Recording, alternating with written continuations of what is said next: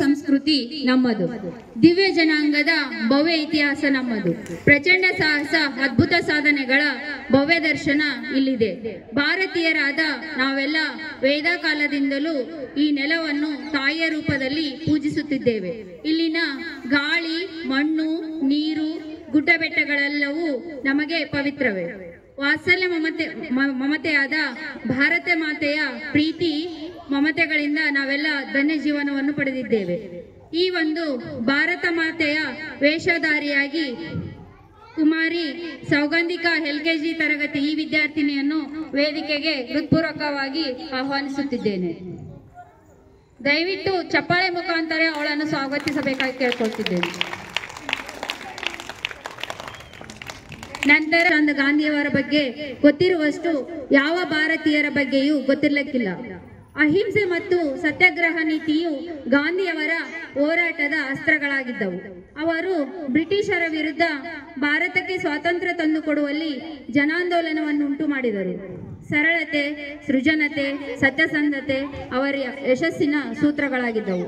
ಮಹಿಳೆಯರು ಸೇರಿದಂತೆ ಎಲ್ಲ ಸಾಮಾಜಿಕ ವರ್ಗದವರು ಸ್ವಾತಂತ್ರ್ಯ ಚಳವಳಿಯಲ್ಲಿ ಭಾಗವಹಿಸಲು ಈ ಅಸ್ತ್ರಗಳೇ ಪ್ರಮುಖ ಕಾರಣವಾಗಿದ್ದವು. ಇವರ ಒಂದು ವೇಷಧಾರಿಯಾಗಿ ಕುಮಾರ್ ಹರ್ಷ LKG ಈ ವಿದ್ಯಾರ್ಥಿಯನ್ನು ವೇದಿಕೆಗೆ ಹೃತ್ಪೂರ್ವಕವಾಗಿ ಸ್ವಾಗತಿಸುತ್ತಿದ್ದೇನೆ. ನಂತರ ಅದೇ ರೀತಿಯಾಗಿ ಡಾಕ್ಟರ್ BR ಅಂಬೇಡ್ಕರ್ ಅವರು ಸಮಾಜ ಸುಧಾರಕ ಮತ್ತು ಅರ್ಥಶಾಸ್ತ್ರಜ್ಞರಾಗಿದ್ದರು. ಇವರು ಭಾರತೀಯ ಸಮಾಜದಲ್ಲಿ ಸಕಾರಾತ್ಮಕವಾದ ಬದಲಾವಣೆಗಳನ್ನು ಮತ್ತು ಒಳಗೊಳ್ಳುವಿಕೆಯನ್ನು ತರುವಲ್ಲಿ ತಮ್ಮ ಜೀವನವನ್ನು ಮುಡುಪಾಗಿಟ್ಟರು.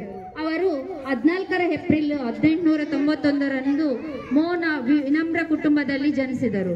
ಅವರು ತಮ್ಮ ಬಾಲ್ಯದ ಪ್ರಾರಂಭದಲ್ಲೇ ಜಾತಿವಾದವನ್ನು ಎದುರಿಸಿದರು ಮತ್ತು ಈ ತಾರತಮ್ಯವು ಭಾರತದ ಜಾತಿ ವ್ಯವಸ್ಥೆಯ ವಿರುದ್ಧ ಪ್ರತಿಭಟಿಸಲು ಅವರನ್ನು ಉತ್ತೇಜಿಸಿತು. ಇವರನ್ನು ಭಾರತೀಯ ಸಂವಿಧಾನ ಶಿಲ್ಪಿ ಎಂದು ಕರೆಯಲಾಗುತ್ತದೆ. ಈ ಒಂದು ವೇಷಧಾರಿಯಾಗಿ ಕುಮಾರ್ ಮೊಹಮ್ಮದ್ ಮಿಜಾನ್ LKG ವಿದ್ಯಾರ್ಥಿಯನ್ನು ವೇದಿಕೆಗೆ ಹೃತ್ಪೂರ್ವಕವಾಗಿ ಸ್ವಾಗತಿಸುತ್ತಿದ್ದೇನೆ.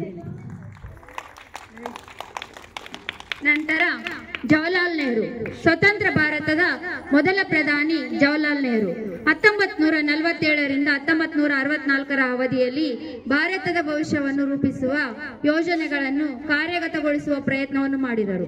ಇವರ ಅವಧಿಯಲ್ಲಿ ಪಂಚವಾರ್ಷಿಕ ಯೋಜನೆಗಳು ಜಾರಿಗೆ ತರುವ ಮೂಲಕ ದೇಶದ ಆರ್ಥಿಕ ಪ್ರಗತಿಗೆ ಭದ್ರ ಬುನಾದಿಯನ್ನು ಹಾಕಿದರು.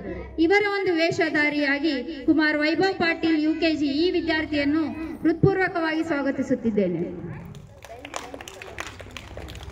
ನಂತರ ಇಂದಿರಾ ಗಾಂಧಿ, ರಾಜಕೀಯ ಪ್ರಭಾವವಿದ್ದ ನೆಹರು ಕುಟುಂಬದಲ್ಲಿ ಅವರ ಜನನ. ಬೆಳೆದಿದ್ದು ತೀಕ್ಷ್ಣ ರಾಜಕೀಯ ವಾತಾವರಣದಲ್ಲಿ. ಮೋತಿಲಾಲ್ ನೆಹರು ಈಕೆಯ ಅಜ್ಜ. ಅವರೊಬ್ಬ ಪ್ರಮುಖ ಭಾರತೀಯ ರಾಷ್ಟ್ರೀಯ ಮುಖಂಡ, ಭಾರತೀಯ ಸ್ವಾತಂತ್ರ್ಯ ಚಳವಳಿಯ ಪ್ರಮುಖ ಮುಂದಾಳು ಮತ್ತು ಸ್ವತಂತ್ರ ಭಾರತದ ಪ್ರಥಮ ಪ್ರಧಾನಮಂತ್ರಿಯಾದ ಜವಾಹರ್ಲಾಲ್ ನೆಹರು ಇಂದಿರಾ ಗಾಂಧಿ ಅವರ ತಂದೆ. 1941ರಲ್ಲಿ ಆಕ್ಸ್ಫರ್ಡ್ನಿಂದ ಭಾರತಕ್ಕೆ ಹಿಂದಿರುಗಿದ ನಂತರ ಈಕೆ ಭಾರತೀಯ ಸ್ವಾತಂತ್ರ್ಯ ಚಳವಳಿಗೆ ಧುಮುಕಿದರು. ಇವಳ ಒಂದು ವೇಷಧಾರಿಯಾಗಿ ಕುಮಾರಿ ರಿಷಿಕಾ LKG ಈ ಒಂದು ವಿದ್ಯಾರ್ಥಿಯನ್ನು ವೇದಿಕೆಗೆ ಹೃತ್ಪೂರ್ವಕವಾಗಿ ಸ್ವಾಗತಿಸುತ್ತಿದ್ದೇನೆ. ದಯವಿಟ್ಟು ಜೋರಾಗಿ ಚಪ್ಪಾಳೆ ಮುಖಾಂತರ ಅವಳನ್ನು ಸ್ವಾಗತಿಸಬೇಕು. ನಂತರ ಕಿತ್ತೂರು ರಾಣಿ ಚೆನ್ನಮ್ಮ, ಕನ್ನಡ ನಾಡಿನ ವೀರ ಮಹಿಳೆಯರಲ್ಲಿ ಅಗ್ರಪಂಕ್ತಿಗೆ ಸೇರಿರುವವಳು. ಸ್ವಾತಂತ್ರ್ಯ ಸ್ವಾಭಿಮಾನಗಳ ಸಾಕಾರ ಮೂರ್ತಿ ಕಿತ್ತೂರ ರಾಣಿ. ಕಿತ್ತೂರಿನ ದೇಸಾಯಿಗಳಲ್ಲಿ ಪ್ರಸಿದ್ಧನಾದ ಮಲ್ಲಸರ್ಜನ ಕಿರಿಯ ಹೆಂಡತಿ. ತನ್ನ ಪುಟ್ಟ ರಾಜ್ಯದ ಸ್ವಾತಂತ್ರ್ಯ ರಕ್ಷಣೆಗಾಗಿ ಬ್ರಿಟಿಷರ ದೊಡ್ಡ ಸೈನ್ಯದ ವಿರುದ್ಧ ಸೆಟೆದು ನಿಂತು ನಡೆಸಿದ ಹೋರಾಟಗಾರ್ತಿ. ಅಲ್ಲಿ ತೋರಿಸಿದ ಧೈರ್ಯ, ಸಾಹಸ, ಕೆಚ್ಚುಗಳು ಚೆನ್ನಮ್ಮನನ್ನು ಅಜರಾಮರವಾದ ಕೀರ್ತಿ ಶಿಖರಕ್ಕೇರಿಸಿದೆ. ಚೆನ್ನಮ್ಮನಿಂದ ಕಿತ್ತೂರು ಪ್ರಸಿದ್ಧವಾಗಿದೆ. ಇವರ ಒಂದು ವೇಷಧಾರಿಯಾಗಿ ಕುಮಾರಿ ಆಕೃತಿ LKG ಇವಳನ್ನು ವೇದಿಕೆಗೆ ಆಹ್ವಾನಿಸುತ್ತಿದ್ದೇನೆ. ನಂತರ ಚಂದ್ರಶೇಖರ್ ಆಜಾದ್ ರವರು ಜುಲೈ 23ರಂದು 1906ರಲ್ಲಿ ಮಧ್ಯಪ್ರದೇಶದ ಜಬುವಾ ಜಿಲ್ಲೆಯಲ್ಲಿರುವ ಭೌರಾ ಎಂಬ ಹಳ್ಳಿಯಲ್ಲಿ ಜನಿಸಿದರು. 1857ರ ಭಾರತೀಯ ಸ್ವಾತಂತ್ರ್ಯ ಸಂಗ್ರಾಮದ ನಂತರ ಬ್ರಿಟಿಷ್ ಆಡಳಿತದ ವಿರುದ್ಧದ ತಮ್ಮ ಸ್ವಾತಂತ್ರ್ಯಕ್ಕಾಗಿನ ಹೋರಾಟದಲ್ಲಿ ಆಯುಧಗಳನ್ನು ಬಳಸಿದ್ದ ಮೊದಲ ಭಾರತೀಯ ಕ್ರಾಂತಿಕಾರಿಗಳಲ್ಲಿ ಅವರೊಬ್ಬರಾಗಿದ್ದರು. ಇವರ ಒಂದು ವೇಷಧಾರಿಯಾಗಿ ಕುಮಾರ್ ಲೇಖನ್ LKG ಇವನನ್ನು ವೇದಿಕೆಗೆ ಆಹ್ವಾನಿಸುತ್ತಿದ್ದೇನೆ. ನಂತರ ಒನಕೆ ಓಬವ್ವ 18ನೇ ಶತಮಾನದ ಚಿತ್ರದುರ್ಗದ ಪಾಳೆಗಾರನಾಗಿದ್ದ ಮದಕರಿ ನಾಯಕನ ಕೋಟೆಯ ಕಾವಲುಗಾರನ ಹೆಂಡತಿ. ಐದರಾಲಿಯು ಚಿತ್ರದುರ್ಗದ ಮೇಲೆ ಹಠಾತ್ತಾಗಿ ಆಕ್ರಮಣ ಮಾಡಿದಾಗ ಈಕೆಯು ತನ್ನ ಒನಕೆಯನ್ನು ಅಸ್ತ್ರವಾಗಿಟ್ಟುಕೊಂಡು ಶತ್ರುಗಳನ್ನು ಎದುರಿಸಿ ಎದುರಾಳಿಯ ಕತ್ತಿಗೆ ಬಲಿಯಾದಳು. ಒನಕೆ ಓಬವ್ವಳ ಹೆಸರು ಚಿತ್ರದುರ್ಗದ ಇತಿಹಾಸದಲ್ಲಿ ಮರೆಯಲಾಗದ್ದು. ಆಕೆಯನ್ನು ಕರ್ನಾಟಕದ ವೀರ ವನಿತೆಯರಲ್ಲಿ ಒಬ್ಬಳೆಂದು ಪರಿಗಣಿಸಲಾಗಿದೆ. ಇವರ ಒಂದು ವೇಷಧಾರಿಯಾಗಿ ಕುಮಾರಿ ಚಿನ್ಮಯಿ LKG ಇವಳನ್ನು ವೇದಿಕೆಗೆ ಆಹ್ವಾನಿಸುತ್ತಿದ್ದೇನೆ. ನಂತರ ನೇತಾಜಿ ಸುಭಾಷ್ ಚಂದ್ರ ಬೋಸ್ ದೇಶದ ವಿಮೋಚನೆಗೆ ಹೋರಾಡಿದ ಕ್ರಾಂತಿಕಾರಿ ಸ್ವಾತಂತ್ರ್ಯ ಹೋರಾಟಗಾರರಲ್ಲಿ ಸುಭಾಷ್ ಚಂದ್ರ ಬೋಸರು ಅಗ್ರಗಣ್ಯರು. ಇವರನ್ನು ಪ್ರೀತಿಯಿಂದ ನೇತಾಜಿ ಎಂದು ಕರೆಯುತ್ತೇವೆ. ಇವರು ಬ್ರಿಟಿಷರ ವಿರುದ್ಧ ಸೈನ್ಯವನ್ನು ಕಟ್ಟಿ ಹೋರಾಟ ಕ್ರಾಂತಿ ಮಾರ್ಗದಲ್ಲಿ ಸ್ವಾತಂತ್ರ್ಯ ಪಡೆಯಲು ನಿರ್ಧರಿಸಿದ್ದರು. ಇವರ ಒಂದು ವೇಷಧಾರಿಯಾಗಿ ಕುಮಾರ್ ನಿಹಾಲ್ ರೆಡ್ಡಿ LKG ಮತ್ತು ರಾಜೇಶ್ UKG ಇವರನ್ನು ವೇದಿಕೆಗೆ ಆಹ್ವಾನಿಸುತ್ತಿದ್ದೇನೆ. ನಂತರ ಸರ್ದಾರ್ ವಲ್ಲಭಭಾಯಿ ಪಟೇಲ್ ಇವರು ಅಕ್ಟೋಬರ್ 30, 1875ರಲ್ಲಿ ಗುಜರಾತಿನ ನಾಡಿಯಾದಲ್ಲಿ ಜನಿಸಿದರು. ಇವರು ಉಕ್ಕಿನ ಮನುಷ್ಯ, ಭಾರತದ ಪ್ರಮುಖ ಗಣ್ಯರಲ್ಲಿ ಒಬ್ಬರು. ರಾಜಕೀಯ ಮುತ್ಸದ್ದಿ. ಇವರು ಗಾಂಧೀಜಿಯವರ ಕೆಳಗೆ ಭಾರತೀಯ ರಾಷ್ಟ್ರೀಯ ಕಾಂಗ್ರೆಸ್ನ ಮುಖ್ಯ ನಿರ್ವಾಹಕರು ಇವರೇ ಆಗಿದ್ದರು. ಇವರ ಪ್ರಯತ್ನಗಳಿಂದಲೇ 1937ರ ಮತದಾನದಲ್ಲಿ ಕಾಂಗ್ರೆಸ್ ಪ್ರತಿಶತ 100ರಷ್ಟು ಜಯವನ್ನು ಸಾಧಿಸಿತು. ಇವರ ಒಂದು ವೇಷಧಾರಿಯಾಗಿ ಕುಮಾರ್ ರಾಜು UKG ಇವರನ್ನು ವೇದಿಕೆಗೆ ಆಹ್ವಾನಿಸುತ್ತಿದ್ದೇನೆ. ನಂತರ ಭಗತ್ ಸಿಂಗ್ ಭಾರತಕ್ಕೆ ಬ್ರಿಟಿಷರಿಂದ ಸಂಪೂರ್ಣ ಸ್ವಾತಂತ್ರ್ಯವನ್ನು ತುರ್ತಾಗಿ ದೊರಕಿಸುವ ಉದ್ದೇಶ ಹಾಗೂ ಗಾಢವಾದ ದೇಶಭಕ್ತಿ ಮತ್ತು ತ್ಯಾಗ ಮನೋಭಾವವು ಭಾರತೀಯರಲ್ಲಿ ಕ್ರಾಂತಿಕಾರಿ ಹೋರಾಟಗಾರರ ಮೂಲ ತತ್ವವಾಗಿತ್ತು. ಇಂತಹ ಕ್ರಾಂತಿಕಾರಿ ಹೋರಾಟಗಾರರಲ್ಲಿ ಭಗತ್ ಸಿಂಗ್ ಒಬ್ಬರು.